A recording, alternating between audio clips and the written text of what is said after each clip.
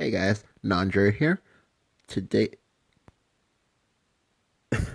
today's game is gonna be a quick replay. Um it's gonna be the mirror, as per usual. This time it gets pretty spicy because lots of polyphonic roar action.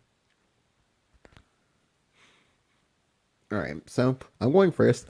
As I've mentioned in previous videos, I prefer to go first in this matchup, even though it means being down one Evo point, just because I play this matchup so much that generally either or is fine for me. But by going first, especially, I can usually punish weaker players that are like inexperienced with this matchup with certain plays that I have. Additionally, I also have the polyphonic roar tech, so um, if we ramp evenly, then my polyphonic should come out first, and he'll be under a lot of pressure. So I go ahead and use my second oracle here. So I'm at 6 mana. He does have Ayala, so he can start to try to catch up in the mana deficiency in the mana deficiency. However, I have my own Ayala. He can Evo this if he wants, which he chooses to do so because he really cannot afford to give me any more mana. Because it's going to my turn 5, and I'll be going into 7 mana and then 10 mana on turn 5.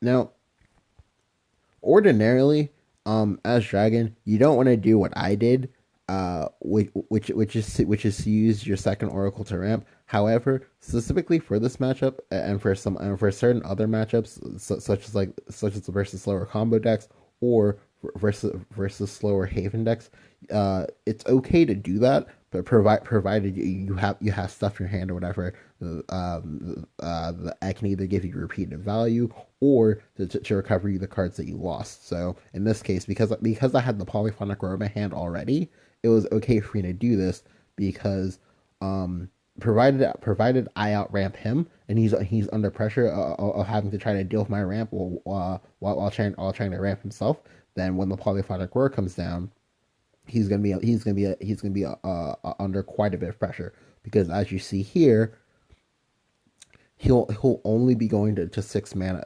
this turn, and I have a 6/5 on the board. He can't just afford to just leave up on the board because again, I'm going to 10, and that's when stuff like Genesis Dragon comes out.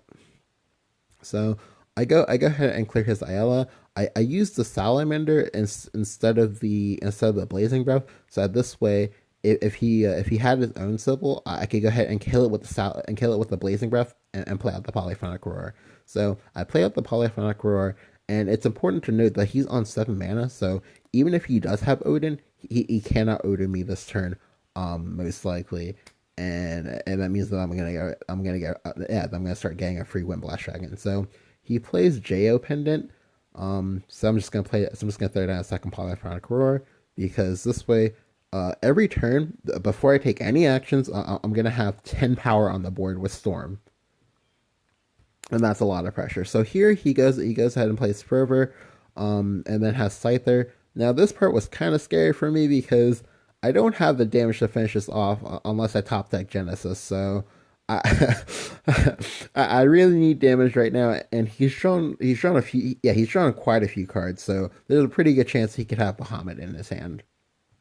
So I go ahead and Fervor to try to catch up.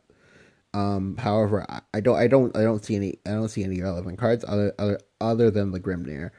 Um, but here he has his own Grimnir for 8 to clear both my things, and he also does a really heads up play here with the Grimnir Evo. This means that I have to have exactly Breath of Salamander or just something that I can Evo in order to clear his board and kill him, which I do in fact have. So I decided to show him the Lyrial and use that to ping the Grimnir and then clear it, and then hit him in the face for 10.